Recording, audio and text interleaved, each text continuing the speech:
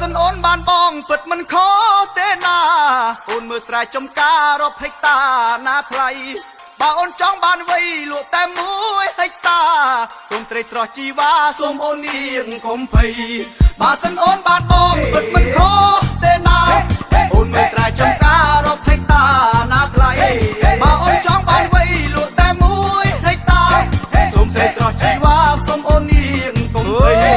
កុំឃើញបងអ្នកស្រែថាបងគ្មានដុល្លារអូនគិតខុសហើយណាស្រស់ជីវ៉ាថ្លាមថ្លៃទ្រាំតែបន់តិចទៀតដល់ពេលដីឡើងថ្លៃបងនឹងនាំពីសីទៅតថ្លៃវិឡាទិញខ្សែកខ្សែដៃឡានមកថ្មីហឺហាឬក៏ចង់ទៅផ្សារណាទំនើបថ្មីបងស្គាល់ច្បាស់ជាងគេគឺផ្សារអូឬសីបើព្រមស្នេហ៍ប្រថ្លៃសូមចូលណៃឆ្លើយមកបើសិនអូនបានបងពិតមិនខុសទេណាអូនមើលស្រែចំការរកហេតាណាថ្លៃបើអូនចង់បានវ័យលក់តែ1ហេតា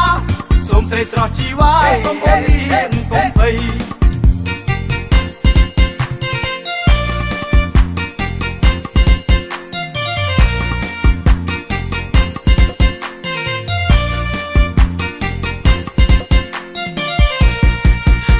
គិតទៅពេលបើអូននៅមិនយល់បងសែនវល់ខ្វល់ពេញនៅក្នុងចិនដា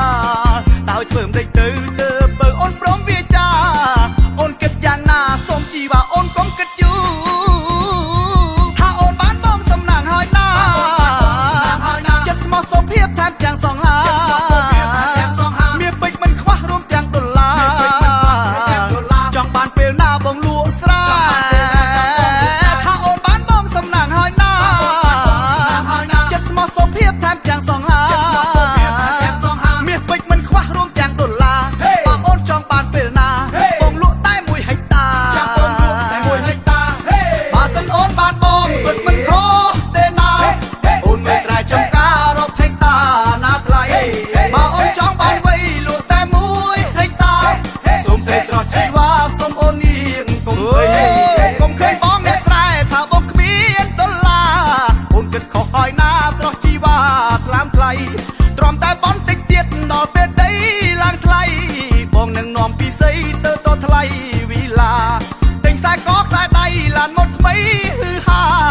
ឬក៏ចង់ទៅផ្សារណាទំនើបថ្មីបងស្គាល់ច្បាស់ជាងគេគឺផ្សារអូឬសីបើព្រមស្នេហ៍ប្រថ្លៃសូមចូលណៃឆ្លើយមកបើសិនអូនបានបងពិតមិនខុសទេណា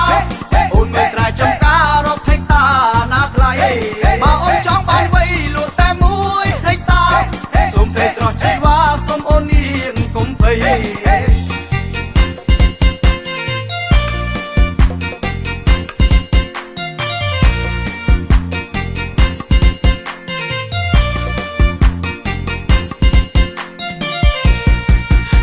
គិតទៅពេលបើអូន